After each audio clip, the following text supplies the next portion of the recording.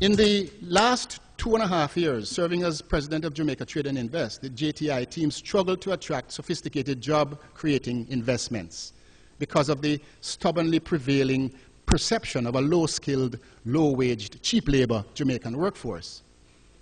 A low-skilled workforce profile attracts investments which bring jobs that do not require much education or training and do not pay much, hence challenging to the ILO's decent work agenda and perpetuating the poverty cycle.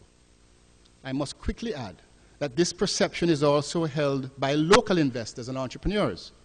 The consequence of this is that investment spend, whether from foreign or local investors, finds its way out of the local economy, securing work permits to import skills perceived not to be available locally, as also to procure goods not available locally at the price and quality that foreign producers can provide.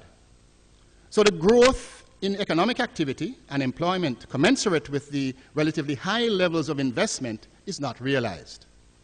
Fixing this low absorptive capacity of our economies, certainly in regard to our workforce, is what this TVET system review is really all about.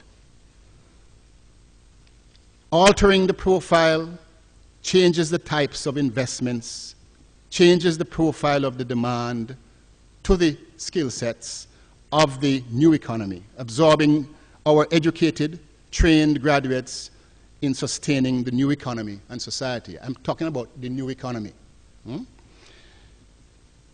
The central thrust of my argument this morning is that since the Barbadian are services-based economies, and services economies are far more people employment intensive than manufacturing-based ones, the challenge is deciding what services, industries we should focus on with the potential to build and maintain a global competitive advantage and secure our people's prosperity.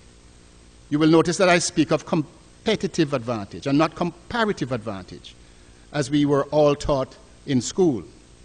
Just to remind, comparative advantage is secured by taking advantage of the natural resource endowments God gave us. Minerals, oil, tropical climate, landmass, slave labor evolved into cheap labor, and geographical location vis-a-vis markets. Competitive advantage, on the other hand, is created entirely through the innovation, creativity, knowledge, and talents of our people. I can think of no better example to illustrate this profound distinction between comparative and competitive advantage than in the case of Singapore. Its landmass is approximately the same size as Barbados, or the parishes of Kingston and St. Andrew in my own country, with a population of 4.5 million people. Let me hasten to add that I'm not by any means advocating the Singaporean method of achieving prosperity. All I'm saying is that it is possible to build economic and social prosperity and global competitive advantage based solely on people, educated and trained and properly socialized to become full stake owners of their societies.